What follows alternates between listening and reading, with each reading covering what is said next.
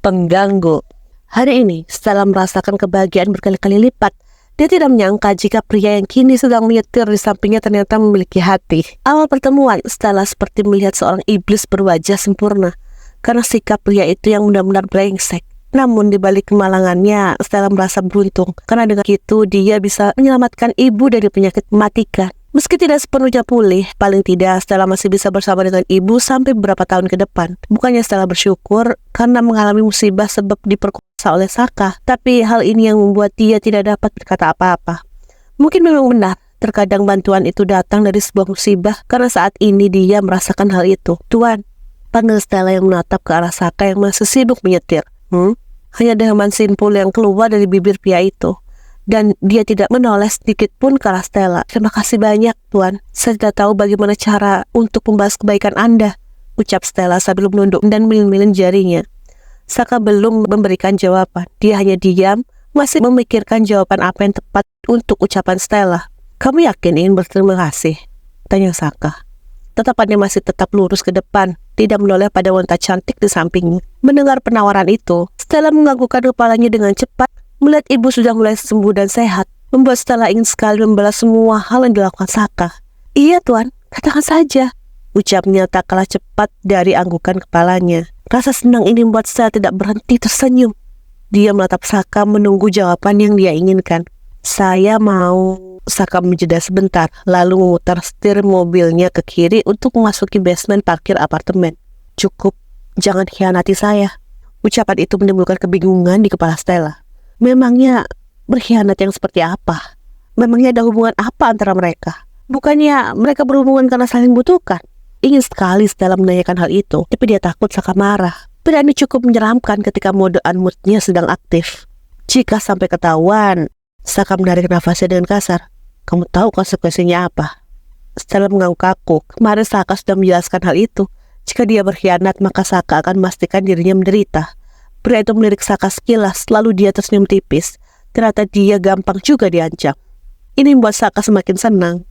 Sesampainya di apartemen, Stella langsung bawa barang belanjaannya ke dalam kamar. Seumur hidup ini pertama kalinya dia merasakan belanja di butik terkenal dan mahal. Apa Saka tidak rugi membeli pakaian sebanyak ini padanya? Tentu saja tidak. Pria itu memiliki ladang uang yang banyak. Stella, panggil Saka, dan saat itu dia berada di ambang pintu. Memperhatikan Stella yang meletakkan barang-barangnya di dalam lemari. Iya, Tuan, Anda butuh sesuatu. Stella mendekatinya. Kali ini rasa takut berhadapan dengan Saka sudah mulai hilang. Apalagi ditambah penampilannya yang cantik, membuat Saka senang sekali memandangnya. Tujuan utamanya selalu pada bibir manis itu. Kau bisa masak? Mendengar pertanyaan itu, Stella terdiam. Dia membeku beberapa saat. Dia menatap Saka dengan lekat, seolah menanyakan apakah pria itu sungguh-sungguh dengan pertanyaannya. Bisa? Jawab Stella yang terlihat kaku. Selama beberapa hari di sini, dia bahkan belum menyentuh dapur selain minum. Karena Saka selalu mengajaknya makan di luar. Tolong, masakkan sesuatu. Saya lapar. Hanya itu ucapan yang keluar dari bibir pria itu. Kemudian dia pergi meninggalkan Stella yang masih membeku di tempat. Dia yakin ingin memakan masakanku? Tanya Stella entah kepada siapa. Karena dia benar-benar bingung dengan permintaan Saka kali ini. Masalahnya beberapa hari lalu, Brans mengatakan jika pria itu tidak suka makan di rumah, dia suka makan di luar. Tapi kali ini, kenapa terlihat berbeda? Ibu pernah mengatakan seperti ini. Jika seorang pria memintamu masak, itu ada dua kemungkinan. Pertama, dia sedang lapar dan malas keluar. Yang kedua, dia sedang jatuh cinta padamu. Hei, setelah tidak ingin kegeeran dengan kejadian ini, mana mungkin Saka jatuh cinta padanya? Itu sangat mustahil. Ibaratkan seorang dewa jatuh hati pada rakyat jelata. Tidak mungkin kan? Ayolah Stella, jangan terlalu banyak berharap. Ingat, jangan jatuh hati pada Tuan Saka. Harus sadar diri, ucap Stella sambil menepuk-nepuk keningnya sebagai pengingat agar dia tidak lupa diri. Pada akhirnya sekarang dia berada di dapur, memasak bahan makanan tersisa. Namun sayang, tidak ada bahan masakan. Tuan, panggil Stella. Dia mengintip dari arah pantry dan mendapati Saka yang duduk di sofa sambil menonton televisi. Pria itu menoleh ke belakang dan mendapati Stella mendekat ke arahnya. Dia hanya menggerakkan dagu sebagai jawaban untuk panggilan Stella. Tidak ada bahan masakan. Di lemari es hanya ada air soda. Astaga, pria itu bahkan lupa jika dia tidak pernah mengisi lemari esnya dengan bahan masakan.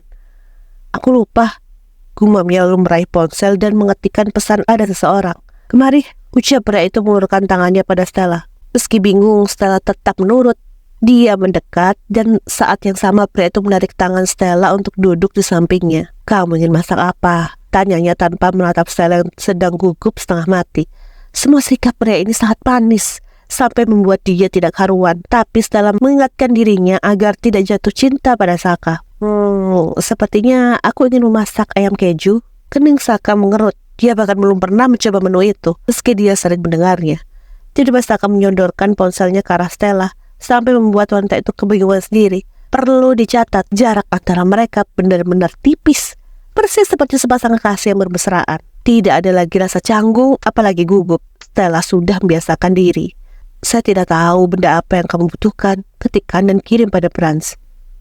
Stella menatap ponsel yang disodorkan padanya. Apa Saka sepercaya itu padanya sampai memberikan benda yang merupakan bagian dari privasinya? "Ayo, saya sudah lapar." Stella menerima ponsel itu lalu mengetik beberapa bahan yang dia butuhkan. Sementara Saka menyandarkan kepala di pundak Stella. Padahal Saka tertuju ke arah televisi menyaksikan berita bisnis yang sedang tayang. Saka terlihat begitu nyaman dengan posisi itu. Ya, sepertinya dia memang sudah menemukan sebuah kenyamanan. Tapi percayalah, Saka tidak akan pernah mau mengakuinya. "Sudah." Saya mengembalikan ponsel itu setelah mengirim pesan pada Brands. Saka menerima benda pipi itu dan meletakkannya di atas sofa. "Stella," panggilnya, dan ketika Stella menoleh ke samping, dia terkejut karena mendapati wajahnya tidak ada jarak dengan Saka. Stella mendadak panik, namun detik kemudian dia paham apa yang diinginkan oleh pria itu.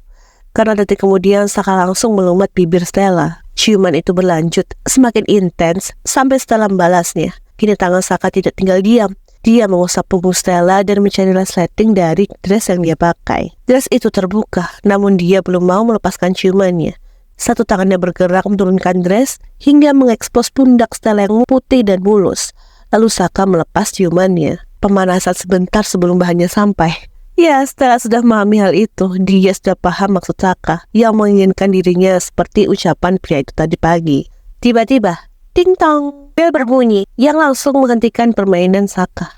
Wajah pria itu berubah masam dan menatap ke arah pintu. Siapa itu?" geram Saka dan Stella langsung panik. "Masuk kamar," perintah pria itu dengan cepat. Stella bergegas menuju kamar. Dia memungut pakaian yang sudah terlepas. Sedangkan Saka rasanya dia sudah ingin mencekik orang yang datang itu. Lihat saja akibat untuk orang yang sudah merusak sesi bercintanya. Saka akan memberi dia pelajaran.